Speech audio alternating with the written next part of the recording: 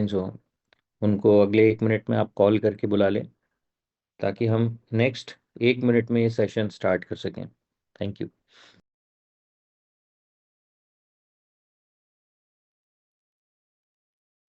सो once again good morning everyone.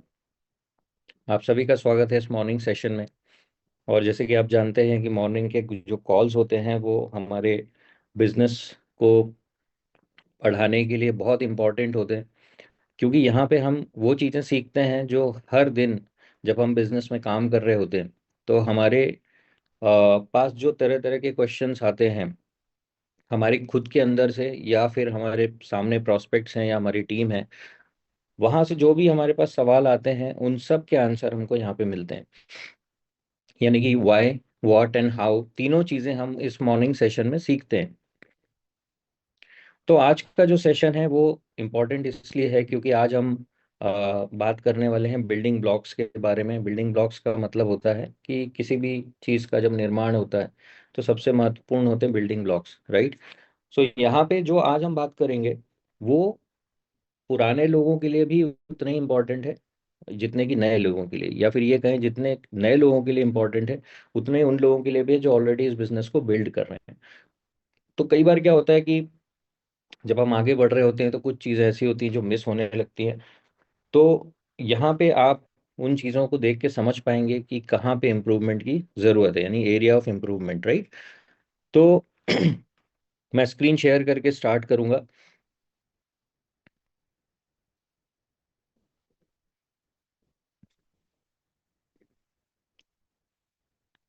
और मैं चाहूँगा कि हमारे हैं कि क्या प्रेजेंटेशन क्लियर दिखाई दे रहा है? Yes, sir. Screen visible, sir. Voice okay, clear. Thank you so much. Just Recording in progress. सो दोस्तों, हम बात कर रहे हैं बिजनेस बिल्डिंग के बारे में। And just a second, alright. तो बिल्डिंग ब्लॉक्स जिसके बारे में मैंने बात की, राइट स्टेप्स कि कैसे हम इस बिजनेस को बिल्ड करें। बट उसके पहले हमें कुछ इंपॉर्टेंट चीज़ें जानना ज़रूरी है कि हम जिस मॉडल पे काम कर रहे हैं आखिर वो मॉडल है क्या। बहुत सारे लोग सोचते हैं कि यहाँ पे हमें लोगों को जोड़ना है, लोगों को रिकमेंड करना है, बट उसके पीछे की फिलॉसफी क्या है, उसके पीछे का लॉजिक क्या है, वो हम थोड़ा सा समझते हैं। दोस्तों, जो रिकमेंडेशन मॉडल होता है या नेटवर्क मार्केटिंग मॉडल होता है वो बेस्ड होता है फ्रेंचाइज मॉडल के ऊपर, राइट। और दुनिया में अगर हम देखें तो सबसे पॉपुलर मॉडल या कह सकते हैं पायनियर मॉडल जो रहा है वो मैकडोनल्ड्स का रेस्टोरेंट रहा है, फ्रेंचाइज बिजनेस रहा है। तो आज आप जगह जगह जगह जो फ्रेंचाइज देखते हैं मैकडोनल्ड्स की, वो किस तरह से काम करती है ना। यहाँ पे आप ऊपर देख रहे हैं एक मैकडोनल्ड्स है जो मेन फ्रेंचाइजी है, और उसके नीचे आप देख रहे हैं ये जितने भी दूसरे फ्रेंचाइज होल्डर्स हैं, है ना, वो एक तरह से ओनरशिप लेके काम करते हैं, बट ब्रांड किसका इस्तेमाल करते हैं? मैकडोनल्ड्स का, है ना। इसको बोलते हैं पावर ऑफ डुप्लीकेशन। तो रे क्रॉक जी ने जब मैकडोनल्ड्स को स्टार्ट किया था उन्होंने एक सिस्टम डेवलप किया कि किस तरह से मतलब प्रोडक्ट्स होंगे या किस तरह से बर्गर्स बनाए जाएंगे, फ्रेंच फ्राइज बनाए जाएंगे। और धीरे धीरे धीरे उनका बिजनेस पॉपुलर हुआ और उन्होंने लोगों को फ्रेंचाइज देना शुरू किया, मतलब अपनी गुडविल देना शुरू की, राइट। अब लोगों को फायदा क्या हुआ? जिन्होंने भी मैकडोनल्ड्स की फ्रेंचाइजी ली उनको ये फायदा हुआ कि उनके पास एक बना बनाया सिस्टम आ गया। उनको अपना खुद का रिसर्च करने की जरूरत नहीं रही। उनके पास एक हैंड होल्डिंग आ गई। उनके पास प्रोडक्ट तैयार मिले, उनको सप्लाई कहाँ से आएगी उसकी चिंता नहीं करना थी, है ना। बिजनेस के रिकॉर्ड्स मेंटेन करने की चिंता नहीं करना थी। और जो भी कॉन्ट्रैक्ट था वो भी फ्रेंचाइजर की तरफ से उनको करना था। तो ये सारी चीज़ें शुरू हुई। और साथ ही साथ एक हैम्बर्गर नाम की यूनिवर्सिटी है जो मैकडोनल्ड्स की तरफ से प्रोवाइड की जाती है। उस यूनिवर्सिटी में आपको एक सपोर्ट सिस्टम मिलता है, एजुकेशन मिलता है और हैंड होल्डिंग मिलती है आपकी सफलता के लिए। तो वहाँ के कुछ रूल्स एंड रेगुलेशंस हैं, राइट। कुछ सेट ऑफ तरीके हैं जो आपको फॉलो करने हैं, वो सारी चीज़ें आपको सिखाई जाती हैं और आप भी बहुत जल्दी इस सिस्टम को फॉलो करके सक्सेस हासिल कर लेते हैं। आज अगर हम देखते हैं कि इसका फायदा क्या होता है ना, और इस मॉडल में पैसे कौन कमाता है, देखा जाए तो विन विन सिचुएशन की तरह है। जिसके पास फ्रेंचाइजी है उसको को भी सफलता, मतलब उसकी भी जीत है, क्योंकि उसके पास एक बना बनाया सिस्टम आ गया है ना। बट जो ओनर है उसकी जीत क्या है, हम वो देखते हैं। मतलब इस मॉडल में अगर हम देखते हैं कि बड़े पैसे कौन बना रहा है, तो जो मेन ओनर है वो ज्यादा पैसे बना रहा है, क्योंकि उसने टाइम और मैन पावर को लीवरेज किया, है ना। लीवरेज का मतलब क्या होता है? किसी भी चीज को मल्टीप्लाई कर देना, राइट, या उसके इफेक्ट को कई गुना बढ़ा देना। तो जब आप देखते हैं कि एक फ्रेंचाइजी जिसने ली है, वो बंदा खुद अपने 10 घंटे काम करता है, राइट।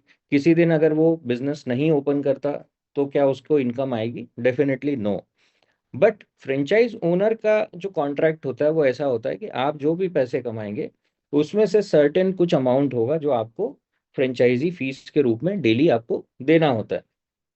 जैसा भी कॉन्ट्रैक्ट हो, डेली हो, मंथली हो, एनुअली हो। तो अगर हम डे के हिसाब से देखते हैं कि 25,000 मैकडोनल्ड्स रेस्टोरेंट काम कर रहे हैं, एक रेस्टोरेंट अगर 10 घंटे खुल रहा है, तो आप देखते हैं कि 2.5 लाख घंटे पर डे का काम यहाँ पे हो रहा है। अगर मैं और आप देखें हम कितने घंटे काम करते हैं इंडिविजुअली, एक बिजनेसमैन या एक जॉब वाला, अगर हम साल भर का हमारा टाइम वर्किंग आवर्स देखते हैं, तो हम साल भर नहीं, पूरी लाइफ टाइम की हम बात करते हैं, पूरे लाइफ टाइम में आप करीब करीब 1,20,000 घंटे काम करते हैं, राइट। और उतना, उससे कहीं ज्यादा काम मैकडोनल्ड्स के पूरे सिस्टम में हो रहा है दिन में। मतलब एक दिन में उससे भी डबल बिजनेस हो टाइम जा रहा है। तो टाइम का हो गया मल्टीप्लीकेशन।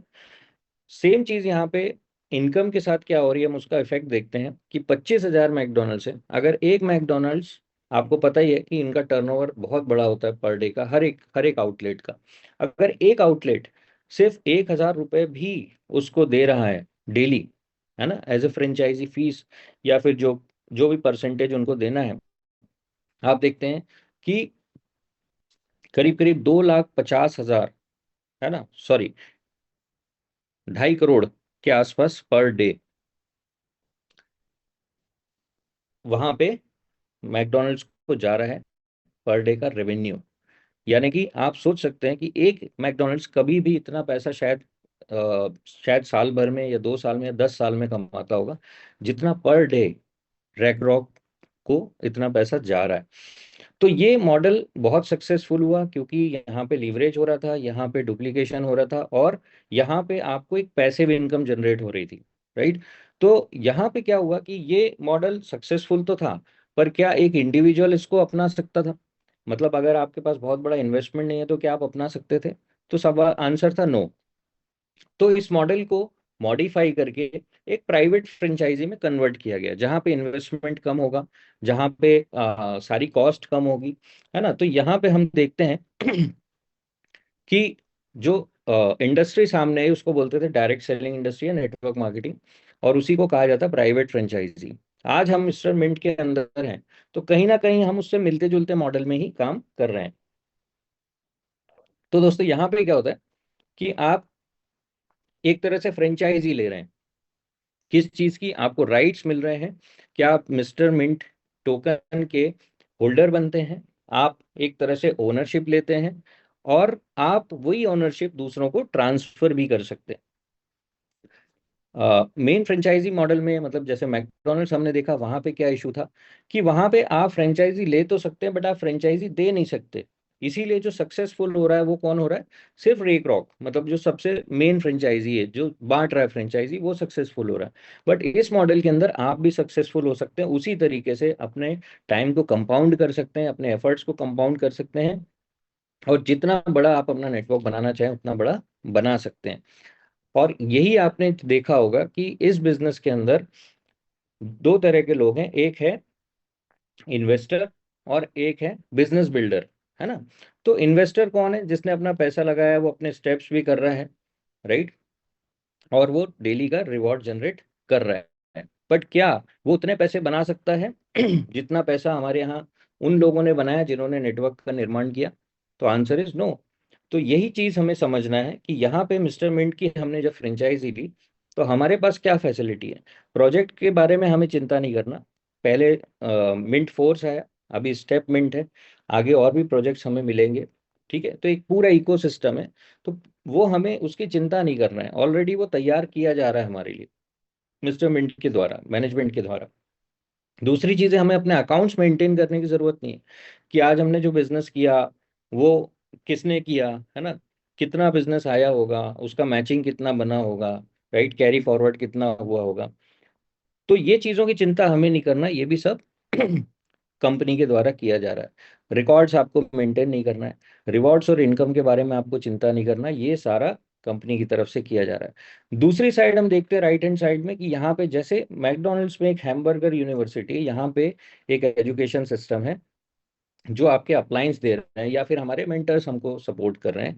यहाँ पे आपको एजुकेशन दिया जा रहा है, आपको हैंड होल्डिंग मिल रही है, मॉर्निंग सेशंस में आप सीखते हैं, और भी बीच बीच में सेशंस होते हैं, कुछ लाइव होते हैं, है ना, इंस्टा लाइव होता है, इन सब चीज़ों के माध्यम से आप सीखना शुरू कर देते हैं। तो एक तरह की हैंड होल्डिंग है आपके साथ, कब तक, जब तक आप सफल नहीं हो जाते। तो आप वही चीज़ लेते भी हैं और वही सेम चीज़ ट्रांसफर कर रहे हैं आपके डाउनलाइन को, यानी कि आपने भी मैकडॉनल्ड्स की फ्रेंचाइजी ले ली और आपने डाउनलाइन को भी मैकडॉनल्ड्स की फ्रेंचाइजी दे दी, और आप भी इस एजुकेशन सिस्टम का पार्ट बन गए, मिस्टर मिंट का पार्ट बन गए, और आप उन लोगों को भी सपोर्ट कर रहे हैं। तो यहाँ पे जो हमने बात की कि पैसे कौन बनाएगा, वो पैसे कौन बनाएगा, जो कि एक लीडर है, राइट। लीडर कौन है?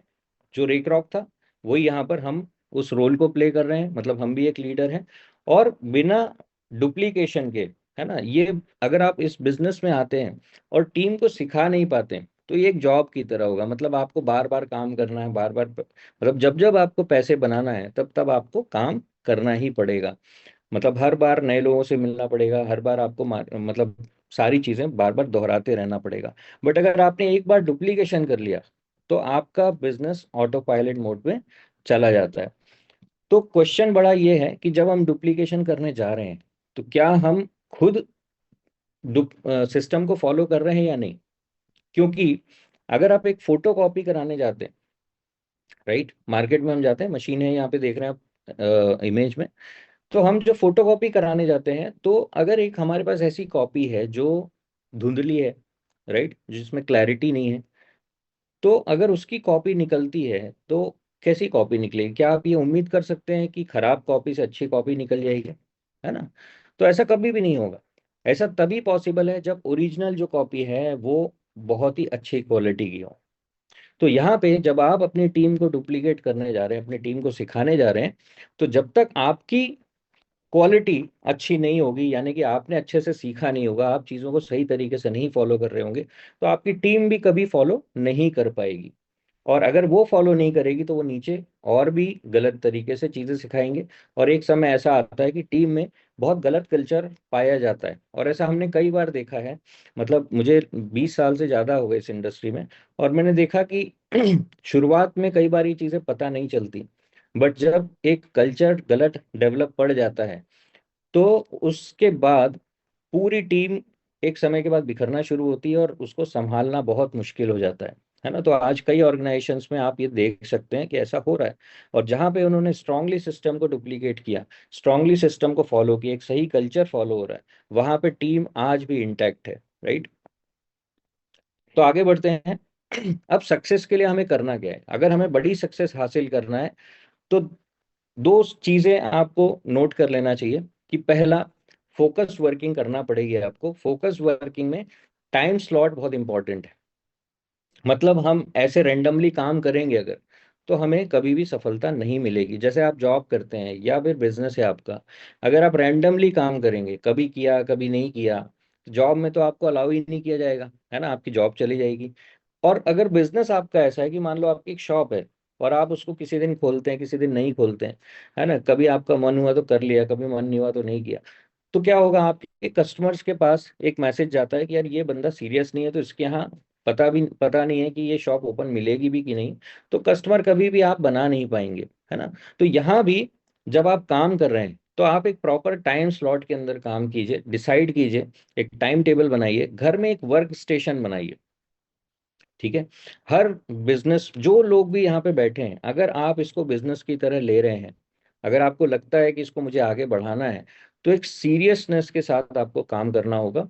आप एक वर्क स्टेशन घर में बनाइए जहाँ पे एक टेबल चेयर होगा, बहुत फैंसी होने की जरूरत नहीं है ना, एक नॉर्मल टेबल चेयर भी हो सकता है, बट वहाँ पे सिर्फ वही चीजें होंगी जो इस बिजनेस को डेवलप करने के लिए जरूरी है। हाँ, आप बुक्स रख सकते हैं जो आपको मतलब डेली पढ़ना चाहिए, और आप अपने स्टेशनरी जो भी आइटम आपको लग रहे हैं, रिकॉर्ड मेंटेन करना, आपकी लिस्ट की डायरी, जो जो चीज़ें इस बिजनेस के लिए ज़रूरी है, ड्रीम डायरी, आगे हम सारी चीज़ों पे बात करेंगे, वो सब आपकी टेबल पे होना चाहिए। और आप टाइम स्लॉट के साथ काम करने लग जाएंगे, तो आप देखेंगे कि आपकी प्रोडक्टिविटी ऑटोमेटिकली 2 से 3 गुना बढ़ जाएगी। राइट। तो हम बात करते हैं कि कौन से ऐसे स्टेप्स अब हमको फॉलो करने हैं कि जिससे हमें ये सफलता तेजी से मिले। तो 10 ऐसे स्टेप्स के बारे में मैं आपसे बात करूंगा, जिसमें से कुछ स्टेप्स आपको रेगुलर बेसिस पे बताए जा रहे हैं, बट हम उसको एक कंपाइल करके आपके सामने लेके आ रहे हैं। तो सबसे पहले चीज़ है set a goal and make a road map. जैसे कि अभी पिछले 2 दिनों में बात हुई, हमारे सुनील अहिरवार सर ने भी अभी बहुत ही जबरदस्त सेशन लिया था ड्रीम्स के ऊपर। उसके बाद योगेश जी ने भी बहुत अच्छा सेशन लिया। तो गोल्स के बारे में ऑलरेडी बात हो चुकी है, बट 3 क्वेश्चन आप अपने आप से पूछिए।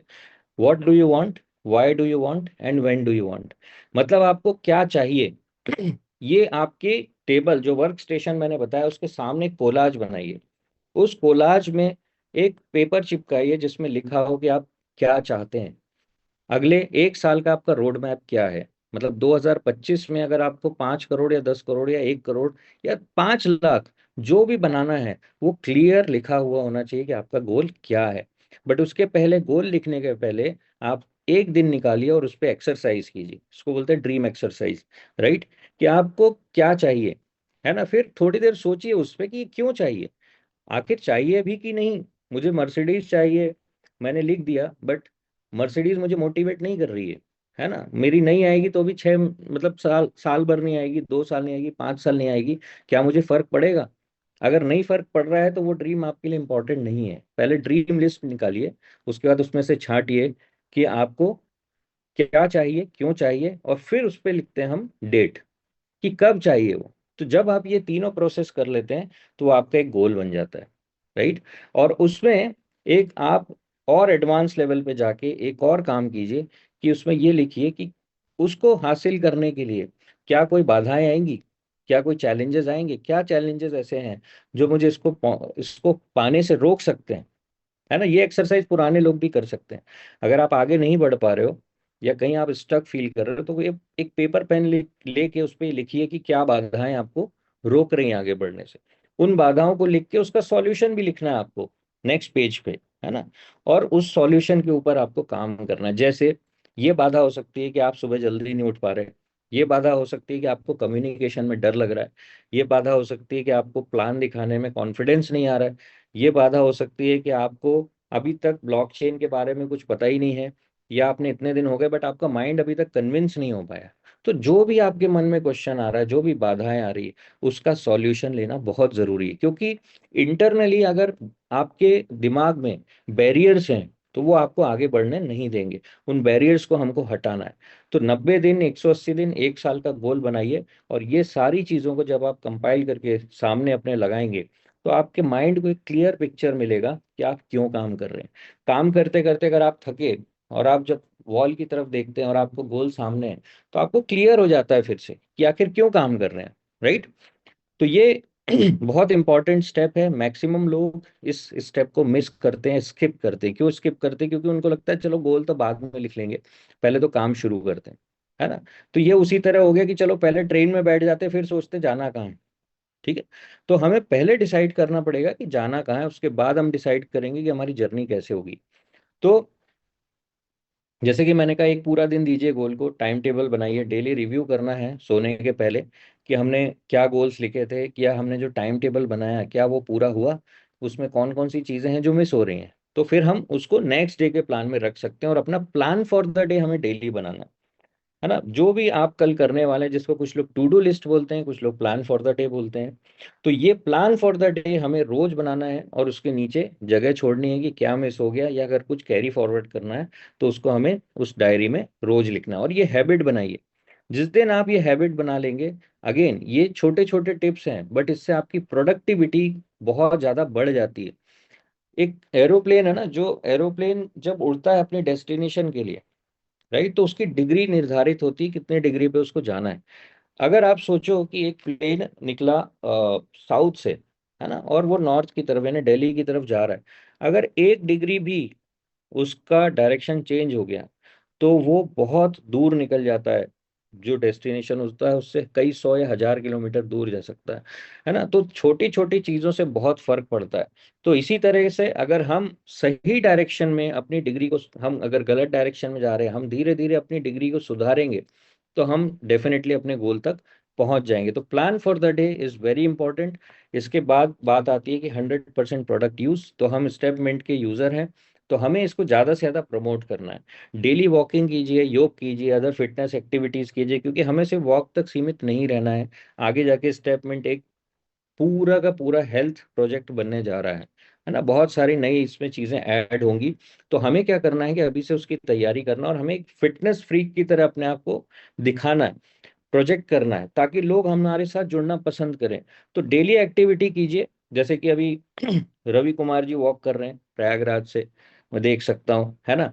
तो वैसे ही आप जो भी चीजें करें, अपने एक्टिविटीज को शेयर कीजिए व्हाट्सएप पे, सोशल मीडिया पे, और लोगों को दिखाइए कि हम स्टेपमेंट के साथ जुड़ने के बाद हमारी फिटनेस का स्तर सुधर गया, है ना। अभी नरोत्तम जी ने भी कैमरा ऑन किया है, CD सिंह जी हैं, वो भी, ये सारे लोग देखिए वॉक कर रहे हैं। तो ये अपने टीम को एक मैसेज दे रहे हैं कि यार हम इस प्रोजेक्ट के साथ जुड़े हैं तो हम अपनी हेल्थ को अच्छा कर पा रहे हैं। ये एक बहुत ही जबरदस्त प्रोजेक्ट है। तो ये आपको अपनी टीम को दिखाना पड़ेगा। नेक्स्ट आता है प्रोसेस सीखना। अब आपको जब काम करना है तो प्रोसेस को सीखना पड़ेगा। ठीक है, तो प्रोसेस सीखने में क्या करना है आपको कि ऑनलाइन जितने भी आपके डेली सेशन हो रहे हैं, वीकली सेशंस हो रहे हैं, उन सारे सेशंस को आपको अटेंड करना है और उसके नोट्स बनाना है ना। ये बहुत इंपॉर्टेंट बात है, नोट्स बनाना। बहुत सारे लोगों को मैंने देखा है कि अटेंड तो सेशन करते पर कभी भी डायरी पेन है ही नहीं उनके हाथ में। तो ये कल्चर बनाइए कि आप अपने अपलाइन के पास जा रहे हैं, या उनसे फोन पे बात कर रहे हैं, या आप किसी कॉल पे बैठे हुए हैं, किसी मीटिंग को अटेंड कर रहे हैं, एक डायरी और पेन आपके पास होना चाहिए। क्योंकि आप ऐसे पॉइंट्स लिखेंगे जो आपको पता नहीं कि आप 2 दिन बाद, 10 दिन बाद, 6 महीने बाद जब आप उसको खोलेंगे तो आपको लगेगा यार ये पॉइंट मैंने लिखा था पर मेरे दिमाग में था ही नहीं, है ना। और आप उस पॉइंट को पढ़ते हैं और आपको पूरी मीटिंग याद आ जाती है, या पूरा ट्रेनिंग सेशन याद आ जाता है, और वहां से आप अगेन रिचार्ज होके आगे उसको इम्प्लीमेंट करना शुरू कर सकते हैं। तो ये अटेंड करना बहुत इंपॉर्टेंट है, ऑफलाइन ऑनलाइन दोनों इवेंट्स हैं। नेक्स्ट आता है लर्न द प्रोसेस में ऑडियो एंड वीडियो, है ना। तो जितने भी आपको सेशंस रिकॉर्डेड मिल रहे हैं, बहुत सारे लोगों की हैबिट मैंने देखी है कि सेशन लाइव अटेंड नहीं करते, फिर बोलते चलो रिकॉर्डिंग मिल जाएगी क्या सर। बार बार रिकॉर्डिंग मांगते हैं, पर उनसे आप पूछो कि क्या रिकॉर्डिंग देख ली, क्या नोट्स बना लिए, कभी भी उनके पास आपको नोट्स नहीं मिलेंगे, वो कभी भी रिकॉर्डिंग नहीं देखते। तो आपको ये ध्यान रखना है कि अगर आप अपनी टीम में कुछ बेसिक वीडियो दे रहे हैं, या आपने अपलाइन से कोई वीडियो लिया है, तो नोट्स बना के उसकी फोटो खींच के भेजना आपका कर्तव्य है, आपको भेजना पड़ेगा, ताकि आप वो बता सको कि उसकी वैल्यू आप कर भी रहे हो कि नहीं, अगर आपको कोई चीज़ मिल रही है। सेम चीज़ मैं सारे लीडर्स को बोलूंगा कि जब आप किसी को वीडियो भेजते हैं तो उसको बोलिए कि मुझे नोट्स बना के फोटो भेजना उसकी, और उन फोटोज को आप ग्रुप में डालिए खुद, कि आज मैंने ये वीडियो देखा, इसमें मैंने ये नोट्स बनाए। राइट, उससे क्या होगा कि लोगों के पास भी वो चीज़ एज ए इंस्पिरेशन जाएगी, है ना। तो जब सबका ग्रोथ होगी कम्युनिटी के अंदर, जब सबकी ग्रोथ होती है, मतलब पूरी ओवरऑल कम्युनिटी ग्रो करती है, तभी हम भी ग्रो करते हैं। राइट। फिर है एजुकेशनल वीडियोस और अदर सेशंस, मतलब सारी चीज़ों पे ये बात अप्लाई होती है। अब हम बात करेंगे माइंडसेट की, है ना। तो ये जब चीज़ें हमने प्रोसेस सीखना शुरू किया, तो धीरे धीरे क्या होता है कि हमारा माइंडसेट डेवलप होना शुरू होता है। और माइंडसेट ही है जो आपसे सब कुछ कराता है। सेम सिचुएशन में दो लोग अलग अलग तरह का बिहेव करते हैं।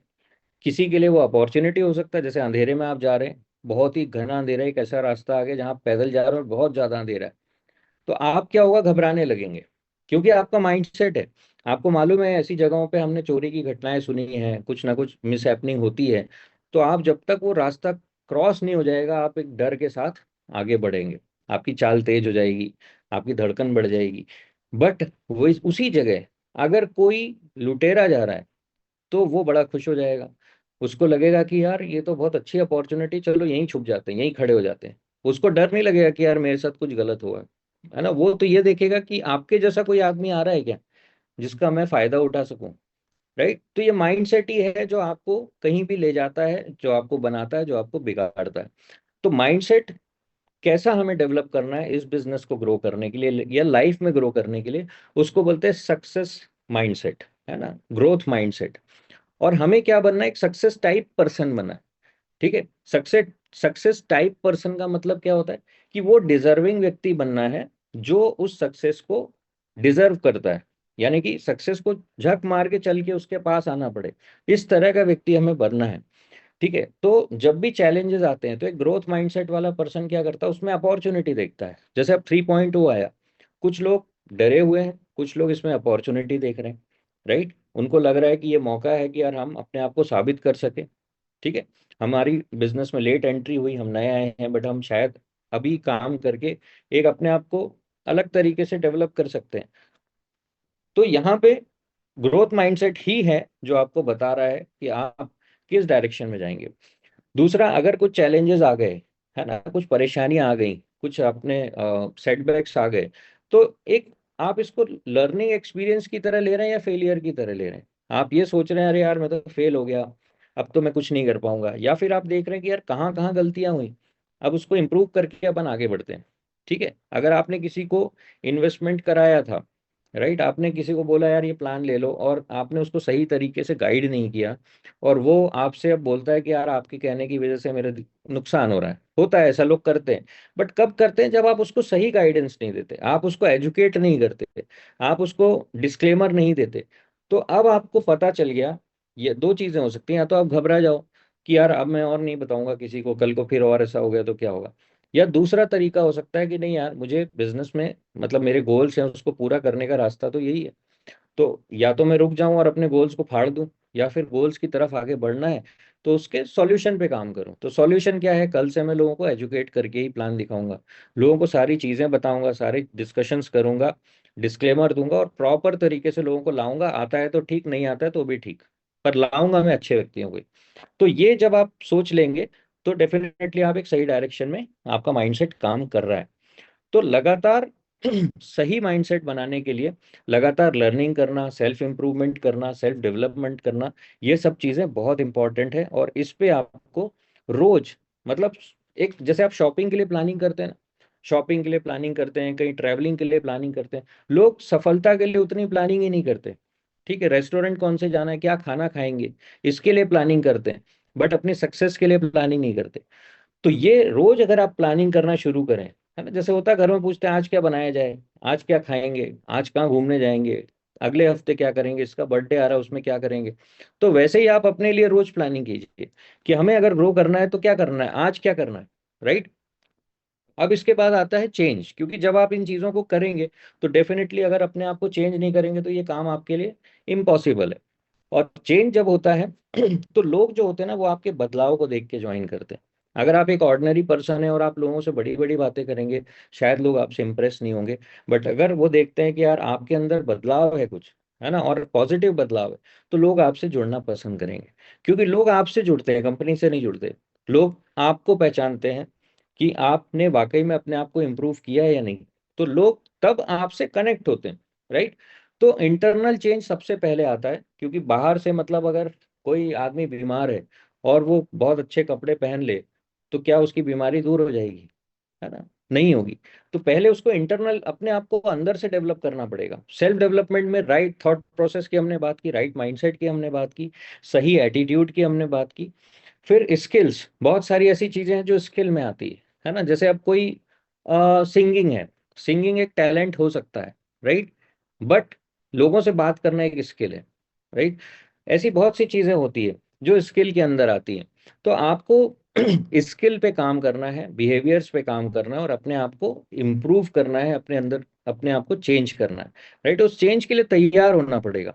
बदलाव तकलीफदायक होता है, बट बदलाव से ही सफलता मिलती है।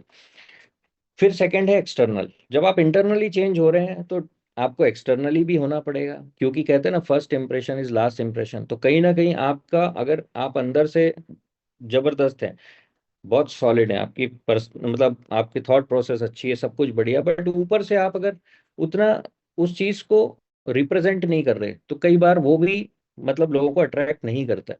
तो ड्रेस कोड, है ना, लोगों से स्माइल करके बात करना, आपकी फिजियोलॉजी सही होना, है ना। फिजियोलॉजी का मतलब है, कहा जाता है जैसी आपकी फिजियोलॉजी होती है वैसी साइकोलॉजी होती है। मतलब अगर आप डिप्रेस फील कर रहे हैं, पर आप अपने आप को मतलब थोड़ा सा आप खड़े हो जाएं, अपने चेस्ट को ओपन करें, थोड़ा सा कॉन्फिडेंस के साथ खड़े हों, है ना, और अंदर ही अंदर आप एक बड़ा जोरदार मतलब सेल्फ टॉक दें, या फिर आप बोलें कि मैं बहुत एक्साइटेड हूँ, मैं बहुत खुश हूँ, अंदर ही अंदर आप बोलें, जोर जोर से बोले मन में, तो उसी समय आपकी थॉट प्रोसेस चेंज हो जाती है ना। तो इसको बोलते हैं जैसी फिजियोलॉजी होती है वैसी साइकोलॉजी होती है। तो वो उसमें बदलाव आपके वॉक में, आपके टॉक में, है ना, आप कैसे वॉच पहन रहे हैं, कैसे शूज पहन रहे हैं, उसमें थोड़ा थोड़ा थोड़ा इंप्रूवमेंट करके और फिर आप अपनी पर्सनालिटी को नेक्स्ट लेवल पे ले जाते हैं। तो इसके बाद जो हम बात कर रहे हैं, उसी सिलसिले में जो थॉट प्रोसेस की हम बात कर रहे थे, अब चेंज की बात कर रहे थे, सोच कैसे बदलेगी। जो मैंने अपने अंदर चेंज देखा, या मैंने बहुत सारे जो बड़े टॉप लीडर्स को आप देखिए, या कितने भी बड़े बड़े सीईओज हैं, उन सब के आप अगर मतलब बैकग्राउंड में जाएंगे या उनकी हैबिट्स को स्टडी करेंगे, तो आप पाएंगे कि ये सारे लोग बुक्स पढ़ते हैं। कहा जाता है लीडर्स आर द रीडर्स, है ना, या रीडर्स आर द लीडर्स, दोनों बातें सही है। तो अगर आपको एक लीडर बनना है तो आपको बुक्स पढ़ना ही होंगी। तो यहाँ पे बहुत सारी बुक्स हैं जो आपके अप्लायंस रिकमेंड कर सकते हैं। यहाँ पे कुछ बुक्स के मैंने फोटो डाले हैं, आप स्क्रीनशॉट ले सकते हैं, बट इसके अलावा भी बहुत सारी बुक्स हैं जो अगर आप लगातार पढ़ते रहेंगे तो day by day, day by day, day by day आपकी थॉट प्रोसेस में चेंज आता जाएगा। क्योंकि जब आप बुक पढ़ते हैं तो आप उन चीज़ों को इम्प्रूव कर पाते हैं जो आपके अंदर कमियां हैं। क्योंकि क्या होता है, अगर आपका कोई फ्रेंड है, आपका कोई दोस्त है, आपके मतलब अप्लायंस है, अगर वो आपसे बोलते हैं यार तुम्हारे अंदर ये कमी है, इस चीज़ को सुधार लो, राइट, तो मैक्सिमम टाइम क्या होगा कि आपका ईगो हर्ट हो जाएगा, आपको बुरा लग जाएगा, अरे यार इसने मेरे बारे में ऐसा क्यों बोल दिया। भले आपको पता है कि आपके अंदर शायद वो कमी है, राइट। तो कई बार ऐसा भी होता है कि आपको अपना एरिया ऑफ इम्प्रूवमेंट पता ही नहीं होता है। ठीक है, वो पर्सनालिटी विंडो है, वो किसी और दिन टॉपिक लेंगे। तो क्या होता है कि जब आप बुक्स पढ़ते हैं तो आपको अपने आप पता चल जाता है कि हाँ ये मुझे इम्प्रूव करना है, और आप उस पर अंडरलाइन करना शुरू कर देते हैं। एक पेन रखिए या हाइलाइटर रखिए जब भी बुक पढ़ें, और ये हैबिट बनाइए कि जो पेज आपने पढ़ा उसकी फोटो खींच के ग्रुप में डालिए और लिखिए सेल्फ डेवलपमेंट, है ना। ताकि आपको देख के दूसरे लोग भी अगर बुक नहीं पढ़ा तो कम से कम वही पेज पढ़ लें, शायद कुछ ना कुछ उनको भी फायदा हो। और ये कल्चर बनाने में आपको हेल्प करता है। तो आशा है आप सभी बुक पढ़ना शुरू कर देंगे। फिर आता है शो द अपॉर्चुनिटी, अब आता है डुप्लीकेशन। अब बिजनेस मतलब हम तैयार हैं और अब हमें काम करना है ताकि हम सही तरीके से टीम बना सकें। तो अब हमको अपॉर्चुनिटी दिखाना है, तो उसके लिए सबसे पहले हमको एक लिस्ट बनाना होगी। ये थोड़े बेसिक्स हैं, ये सब आपको पता है, बट फिर भी हम एक बार रिवाइज करते हैं। तो लिस्ट किन की बनाना है, जितने भी लोगों को आप जानते हैं। आपको प्री जज नहीं करना है कि इसको बताऊंगा, इसको नहीं बताऊंगा, मुझे लगता है ये कर पाएगा, मुझे लगता है ये नहीं कर पाएगा, ये आपका काम नहीं है। आपको हर किसी की लिस्ट बनाना है। लिस्ट क्यों बनाना है, क्योंकि वो आपका रॉ मटेरियल है, और जितनी बड़ी लिस्ट होगी उतना बड़ा आपका कॉन्फिडेंस होगा। अगर 10 लोगों की लिस्ट है आपके पास, तो 3 लोगों ने या 4 लोगों ने आपको मना किया, तो आपको मैसेज क्या जाएगा साइकोलॉजिकली कि यार मेरे तो आधे से ज्यादा लोगों ने मना कर दिया, अब तो मेरे पास लोग ही नहीं है, अब मैं कैसे काम करूं। और आप उन 3 4 जो बचे हुए लोग हैं उनको भी जब आप प्लान दिखाने जाओगे, तो या तो आप दिखाओगे ही नहीं कि यार लिस्ट खत्म ना हो जाए, या फिर आप घबरा घबरा के बात करोगे उनसे। तो सबसे अच्छा है कि आप जितने लोगों को जानते हैं मैक्सिमम, उसके लिए आप व्हाट्सएप खोलिए, आपका देखिए 2000 2500 कॉन्टैक्ट्स होंगे, है ना। फेसबुक देखिए, इंस्टाग्राम देखिए, आप वहां से अगर आपको याद नहीं आ रहा तो वहां देख देख के लिस्ट बनाइए, बट मैक्सिमम बड़ी लिस्ट बनाइए, और ये कागज पेन पे होना चाहिए, यानी डायरी में होना चाहिए। बहुत सारे लोग कहते हैं मेरे दिमाग में है, ठीक है, तो भाई अगर दिमाग को कुछ हो गया तो पेपर पेन तो नहीं जाएगा ना कहीं। तो पेपर और पेन पे लिस्ट होना बहुत इंपॉर्टेंट है। उसके बाद अपनी लिस्ट को लगातार बढ़ाते जाइए, जब कोई नाम याद आता है उसको ऐड कर लीजिए। क्योंकि नाम याद आते हैं पर हम ऐड नहीं करते हैं, और एक दिन ऐसा आता है कि वो बंदा किसी और के साथ आपको काम करता हो दिख जाता है, किसी और के साथ ज्वाइन हो जाता है।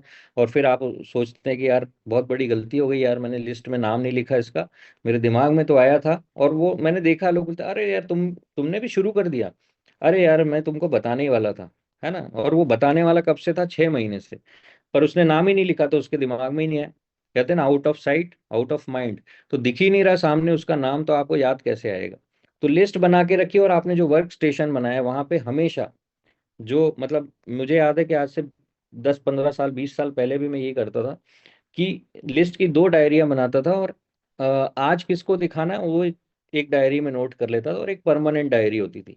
और वो मैं जितनी देर ऑफिस में बैठता था वहाँ पूरे टाइम वो ओपन करके रखता था, क्योंकि अगर वो ओपन है तो मैं मतलब दूसरा काम भी कर रहा हूँ, ठीक है, तो मुझे थोड़ी देर में उस पर नजर जाएगी तो मुझे याद आ जाएगा कि यार जैसे ही फ्री टाइम मिलेगा मुझे क्या करना है, लोगों को कॉल करके इनवाइट करना है।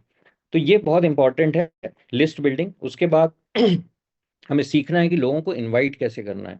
इनवाइट करने का सेशन आपने देखा होगा कि एक काफी अच्छा सेशन होता है, इनविटेशन कॉल होता है हमारा।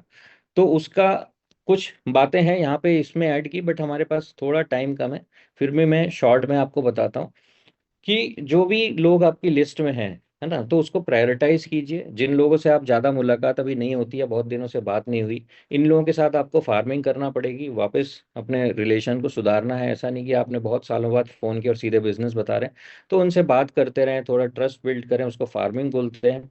डायरेक्ट अप्रोच मतलब डायरेक्ट पिचिंग ना करें, है ना, पुश करने की जगह पुल करना है, उनको अपनी तरफ अट्रैक्ट करें। उसके लिए आप उनको सोशल मीडिया के थ्रू कर सकते हैं, ठीक है। डायरेक्ट ज्वाइनिंग के बारे में बात ना करें, उसको एक स्क्रिप्ट के साथ आगे बढ़े। इमोशनली डिटैच होके कॉल करें, मतलब ये ना सोचे यार इसने मना कर दिया तो बुरा लग गया, ठीक है। एक प्रोफेशनल माइंडसेट से आपको काम करना है। कॉन्फिडेंट और एनर्जेटिक होके बात करना है, ओवर एक्साइटेड भी नहीं होना है, बी और सेल्फ होके बात कीजिए, मतलब जैसे आप हैं वैसे ही रहें। उसको ये ना लगे कि मुझसे अगर अक्षत बात कर रहा है तो ऐसा ना लगे कि यार ये कौन बात कर रहा है, मतलब आज तो बात करने का इसका तरीका ही अलग है।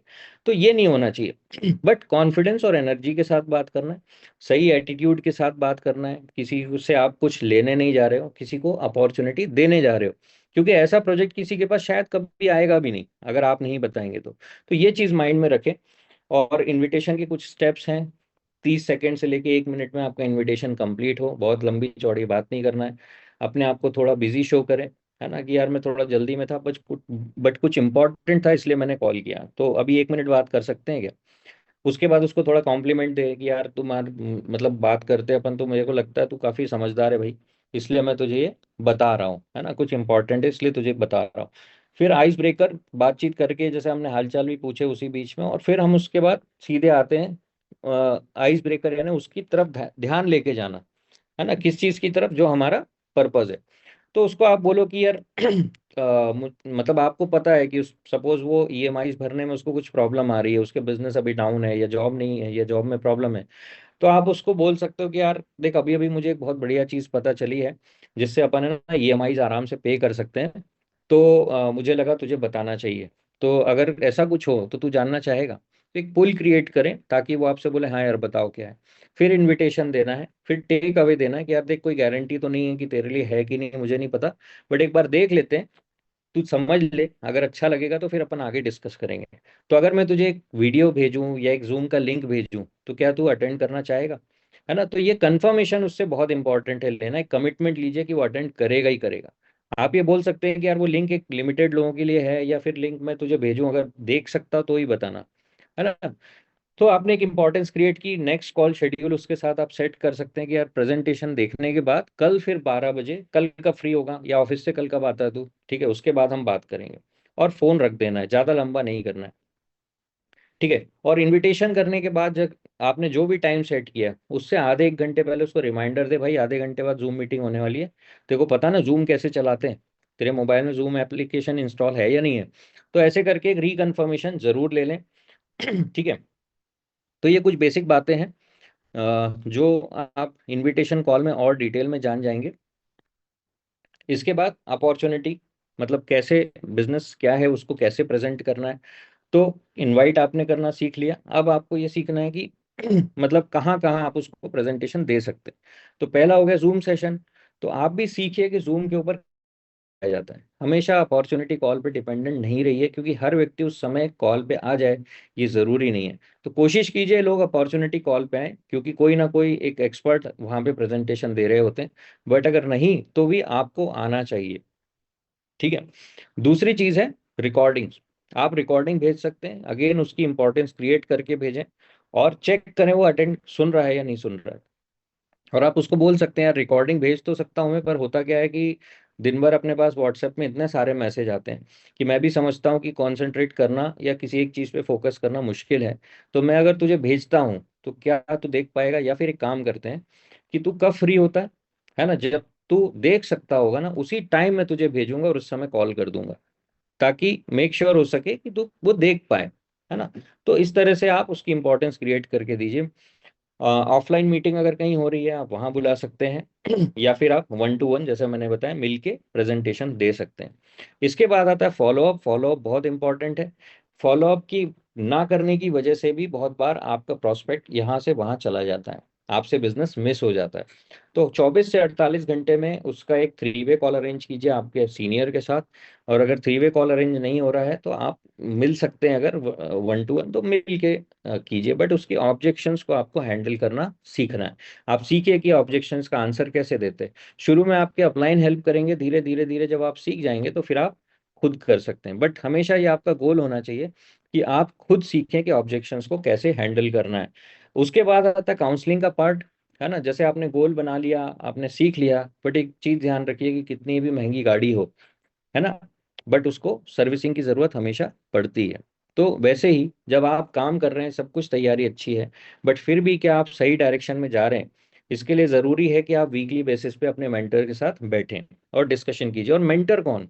मेंटर वो जो उस तरीके से काम कर रहा है, आप देखिए नीचे से ऊपर तक समझिए कि क्या रियल में कौन आपका मेंटर हो सकता है। इनिशियली हो सकता है आपका स्पॉन्सर आपको सपोर्ट करे, बट अगर आपको ऐसा लग रहा है कि यार मुझे कोई अच्छे जो सही तरीके, मतलब ओरिजिनल कॉपी की जो हमने बात की कि डुप्लीकेशन करना है, तो ओरिजिनल कॉपी है या नहीं ऊपर। ऐसा तो नहीं कि आपके ऊपर जो व्यक्ति है वो 10 चीजें अलग अलग करता रहता है या वो आपको डाइवर्ट करता है। तो ये भी ध्यान रखिए कि आप किसके साथ मेंटरशिप में है। तो सही व्यक्ति के साथ काउंसलिंग वीकली बेसिस पे कीजिए, उनसे टाइम लीजिए। उसके बाद कम्युनिकेशन है, अपने अपलाइन डाउनलाइन से रोज बात कीजिए। सीनियर को पता होना चाहिए कि आपका प्लान क्या है आज का, आप कहाँ जा रहे हैं, क्या करने वाले हैं, तो ये डिस्कस कीजिए। और अपनी टीम के साथ डिस्कस कीजिए, उनसे उनके प्लान्स के बारे में डिस्कस कीजिए, उनके क्या प्रॉब्लम है उसके बारे में डिस्कस कीजिए। उसके लिए एक स्लॉट बना सकते हैं आप कि सुबह 9 से 10 मैं कॉल करूंगा या दोपहर को 1 से 2 मेरा सिर्फ कॉलिंग का समय रहेगा। मैंने जैसे बताया स्लॉट्स में काम कीजिए, तो ये एक स्लॉट आप उसके लिए बना सकते हैं। फिर आता अकाउंटेबिलिटी, अकाउंटेबल फॉर टाइम। जो भी आपने टाइम किसी को दिया है या फिर आपने अपलाइन से लिया है, मतलब जो भी है, प्रोस्पेक्ट हो, अपलाइन हो, डाउनलाइन हो, तो टाइम के पाबंद बनिए। दूसरी चीज है मनी। तो ये सबसे बड़ा प्रॉब्लम क्रिएट करता है ये वाला पॉइंट, क्योंकि लोग क्या करते हैं कि मनी को लेके मैंने देखा अकाउंटेबिलिटी बहुत ज्यादा जो है ना डिस्टर्ब हो जाती। लोग क्या करते हैं कि मतलब लोगों को पैसे लेना याद रहता है बट देना याद नहीं रहता है। तो हमेशा जब भी आपने अगर किसी मान लो अपलाइन के से आपने कुछ टोकन्स क्रेडिट लिए हैं तो उनको समय पे वापस कीजिए। पैसा लिया है तो पैसे समय पे वापस कीजिए। ये बहुत ज़्यादा ध्यान रखना है, क्योंकि इसके चक्कर में बड़े बड़े रिलेशन खराब हो जाते हैं।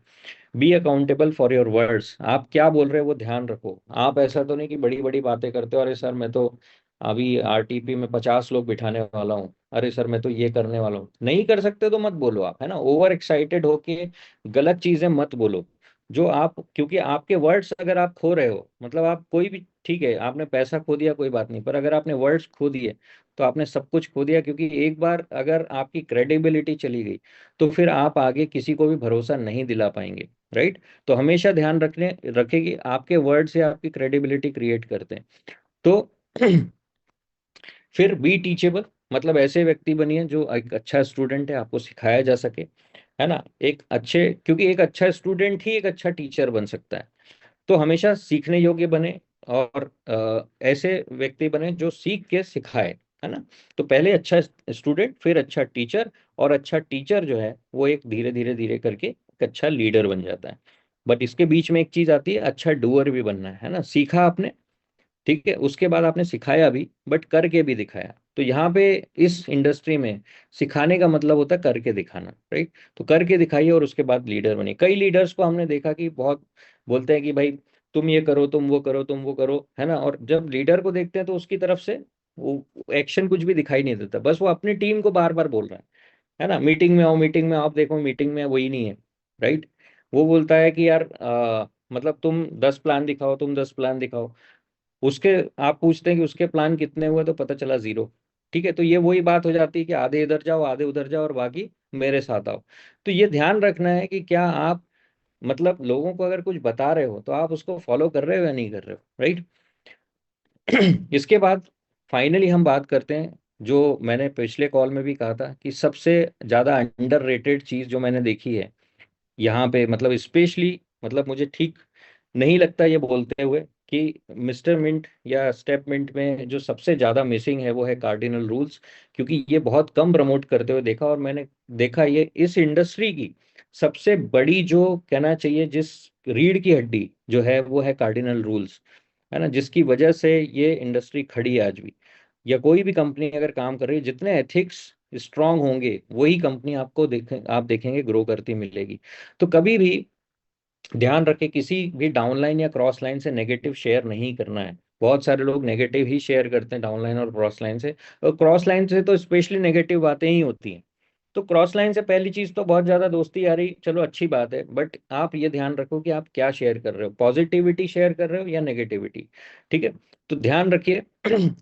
और बहुत सारे लोग सोचते हैं कि यार क्रॉस लाइन को एक अपॉर्चुनिटी की तरह देखते हैं, है ना, उससे दोस्ती करेंगे फिर धीरे से उसको बोलेंगे यार मेरे साथ आईडी लगा ले।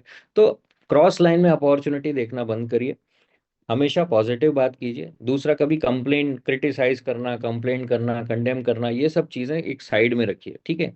थोड़ा सा किसी से भी आप, है ना, सेकंड रूल क्या कहता है, किसी के भी पैसे से, ईगो से, और किसी के भी फैमिली मेंबर के साथ गलत नहीं करना। मतलब पहले मनी की तो मैंने बात कर ही ली ऑलरेडी, ईगो भी बहुत इंपॉर्टेंट है। मतलब आप किसी से मजाक में भी कुछ बोल रहे हो तो सोच समझ के बोलो, क्योंकि कई चीजें आप मजाक में बोल जाते हो, टॉन्ट में बोल जाते हो, बट सामने वाले को वो बुरा लग जाता है। हो सकता है वो आपके सामने स्माइल करे, बट उसके दिमाग में आ जाएगा कि यार इस व्यक्ति से अब मेरे को कोई रिलेशन नहीं रखना है। और इसकी वजह से भी बहुत सारे बिजनेस, बहुत बड़े बड़े बिजनेस खत्म हो जाते हैं। ठीक है, तीसरी चीज है स्पाउस, किसी के हस्बैंड, अगर आप किसी की फैमिली से भी कनेक्टेड हैं तो आप हस्बैंड के साथ ही इन्वॉल्व रहिए, है ना। ऐसा नहीं कि मतलब हस्बैंड वाइफ से बात कर रहा है, किसी और की वाइफ से बात कर रहा है। तो ये सब चीज़ों का ध्यान रखना है। ये एक फैमिली बिजनेस की तरह है ना। हम यहाँ पे एक कम्युनिटी बिल्ड कर रहे हैं, कम्युनिटी मतलब परिवार होता है। तो जितना ज़्यादा हम मतलब साफ रखेंगे रिलेशंस को, उतना बड़ा हमारा कम्युनिटी, उतनी स्ट्रांग बनेगी। तो और दूसरा, हम्बल बन के बात कीजिए। ठीक है, आप देखते हैं ना, जितना बड़ा पेड़ होता है, जब मतलब वो उतना ज्यादा झुका हुआ होता है, जिसमें जितने ज्यादा फल होते हैं। तो अगर आप ग्रो कर रहे हैं तो ईगो, मतलब आप ध्यान रखिए कि कहीं ऐसा तो नहीं कि लोगों में आपकी इमेज क्या जा रही है। ठीक है, वो एक सॉन्ग मैंने सुना था जिसमें एक लाइन आती है, तुम्हारी मतलब उसका पर्पस ये था कि तुम्हारा जो एक्टिविटीज है वो ये बता रही कि तुम्हारी दौलत नई नहीं है ना। तो आप, जब आप नए अमीर बन रहे होते हैं, जो कि नेटवर्क मार्केटिंग में बहुत बार पहली बार लोग अमीर बनते हैं, तो सीखना बहुत इंपॉर्टेंट है कि हम उस समय कैसे हम्बल रहे हैं। ठीक है, फिर never do anything new without checking your upline. कोई भी आप काम करने जा रहे हैं तो हमेशा अपलाइन को चेक करके ही आगे बढ़ें, उनसे पूछ लें एक बार कि ये मैं सही कर रहा हूँ या नहीं कर रहा हूँ। कोई नया आइडिया अगर आपके दिमाग में आया, क्योंकि हो सकता है वो आइडिया की वजह से वो आइडिया अप्लाई किया जा चुका हो पहले, और उसमें काफी पैसे का नुकसान हुआ हो, समय खराब हुआ हो लोगों का, तो वो आपको बता देंगे कि ये करना चाहिए या नहीं करना चाहिए, है ना। और करना वही है जो डुप्लीकेटेबल हो, जो आप कर सकते हो और आपकी डाउनलाइन भी इजीली फॉलो कर सकती है पॉजिटिव चीजों में, वही चीज करिए। अगर आपको लगता है ये मैं कर रहा हूँ और ये चीज डुप्लीकेट हो गई तो उसका बहुत गलत इंपैक्ट होगा आगे, तो वो चीज हमें नहीं करना है। आप बिजनेस बिल्ड कर रहे हैं, बहुत लोगों की आदत होती है, सोचते हैं कि पहले करूंगा फिर बताऊंगा अपलाइन को, तो ये हैबिट मत डालिए। कभी भी सरप्राइज देने की जरूरत नहीं है, उनको बता के कीजिए, है ना। कंपटीशन अपलाइन से करते हैं लोग, तो मैं तो यही बोलूंगा आपको अपना काम करना है।